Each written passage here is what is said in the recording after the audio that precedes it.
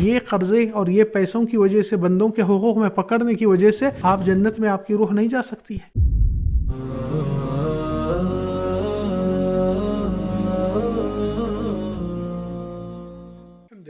والصلاة والسلام على رسول اللہ وعلى آلہ وصحبہ وعلہ بعد۔ السلام علیکم ورحمۃ اللہ وبرکاتہ۔ معاشرے میں ایک اہم موضوع جس کو لوگ اہمیت نہیں دیتے ہیں، حالانکہ بہت خطرناک فیصلے اس کے اوپر مبنی ہیں۔ نبی کریم صلی اللہ علیہ وسلم فرمائے حدیث میں، نفس المؤمن معلقۃ بدین، یعنی کہ اگر کوئی ایمان والا ہے، نمازی ہے، تہجد گزار ہے، خیرات صدقات کرتا ہے، روزے رہتا ہے، حج عمرہ بہت سے نیکیاں کرتا ہے، مگر اس نے کسی بندے کا قرضہ یا کسی تجارت میں دھوکہ یا کسی کا مال ناحق لے کر بیٹھا ہے اور ادا نہیں کرتا ہے، تو کیا ہوگا جانتے ہیں؟ اس حدیث کے مطابق کہ یہ جنت کے اندر داخل نہیں ہو سکتا، جنت میں یہ روح نہیں جا سکتی ہے۔ کیوں؟ اس کے ساتھ جڑے ہوئی باندھے ہوئی ہے۔ یہاں تک کہ اگر رسول اللہ صلی اللہ علیہ وسلم کے پاس جو حدیث میں آیا ہے کہ جو اللہ کی راہ میں اپنی جان بحق کرتا ہے، شہید ہوتا ہے، اگر وہ شہید ہو کے پھر دوبارہ زندہ ہو کر پھر دوبارہ شہید ہو جائے، پھر تیسری بار چوتھی بار، تو بھی اس کی روح جنت میں نہیں جا سکتی، کیونکہ اس کی نفس معلق ہے، اس سے باندھے ہوئی ہے اپنے قرضے سے۔ تو اس میں کون عقل مند ہے جو اپنی روح کو جنت میں جانے سے روک کر بیٹھا ہے چند پیسوں کی خاطر؟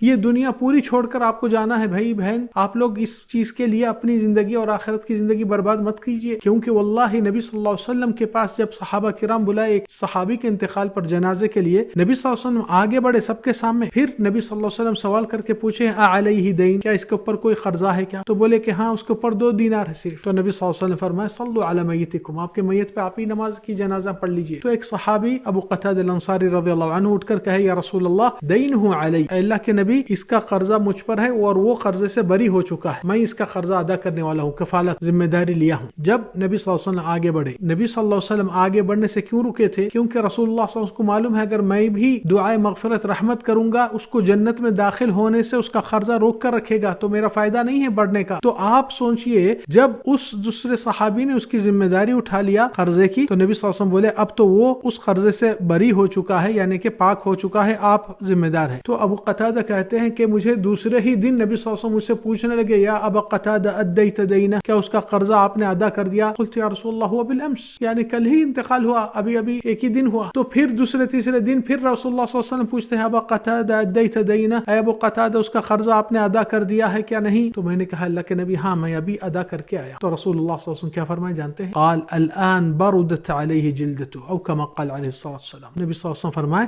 خبر میں اس کی چمڑی اور جسم جو گرم ہو کر یعنی کہ جل رہا تھا، سمجھیے اب وہ ٹھنڈا ہو چکا ہے، اس کو اب ٹھنڈک ملی۔ مطلب کیا ہے کہ یہ قرضہ آپ کا، دوسروں کا پیسہ ہڑپنا کوئی کمال نہیں ہے، دنیا والے آپ کے ساتھ بچانے کے لیے کوئی نہیں آئیں گے، آپ کے وارثین لیں گے اور وہ ادا کریں گے نہیں کریں گے، آپ کو بھروسہ مت رکھیے۔ آپ اپنی ذمہ داری ادا کر کر کسی کے حق میں آپ ظالم مت بنیے، مظلوم بنیے، پھر بھی آپ کے لیے ایک نجات ہے۔ نہیں تو شہید کے لیے بھی روح اس کی اٹکے ہوئی رہتی ہے جنت میں داخل ہونے سے، حالانکہ سب کچھ نمازیں، قرآن، سب کچھ آپ نے کیا، مگر یہ قرضے اور یہ پیسوں کی وجہ سے، بندوں کے حقوق میں پکڑنے کی وجہ سے آپ جنت میں آپ کی روح نہیں جا سکتی ہے۔ یہ بہت خطرناک مسئلہ ہے، اس کے اوپر لوگ ایزی لیتے ہیں، سمجھتے ہیں کہ بھائی ان کو ٹوپی پہنا دیے، ان کا پیسہ لے کے ہم انجوائے کر رہے ہیں، واللہ عذاب میں جا رہے ہیں اگر توبہ نہیں ہوگا اور ان کا حق واپس نہیں لوٹے گا۔ اللہ تعالیٰ سے ڈرو اور جس کا حق اس کو واپس لوٹاؤ اور ظلم مت کرو، کیونکہ نبی صلی اللہ علیہ وسلم فرمائے مطل الغنی ظلم، جس کے پاس پیسہ ہے اور ادا کر سکتا ہے، جس کے پاس سے لیا یا کسی سے مانگا تو وہ روک کر نہیں ادا کرتا ہے، گویا کہ وہ ظالم ہوتا ہے، اور اللہ تعالیٰ مظلوم کا ساتھ دیتے ہیں، ظالم کے خلاف ٹھہرتے ہیں، اور مظلوم کو اللہ پہ بھروسہ اعتماد رہنا چاہیے کہ اس کا حق کہیں ضائع ہونے والا نہیں، کل کے دن انہوں بھی مریں گے، آپ بھی مریں گے، جب ملیں گے کون کس کا حساب کتنا چکا سکتا ہے، نیکیاں اور گناہوں میں معاملہ حساب کتاب ہونے والا ہے۔ اس لیے اللہ تعالیٰ فرمائے ویل للمطففین، خبردار وہ لوگ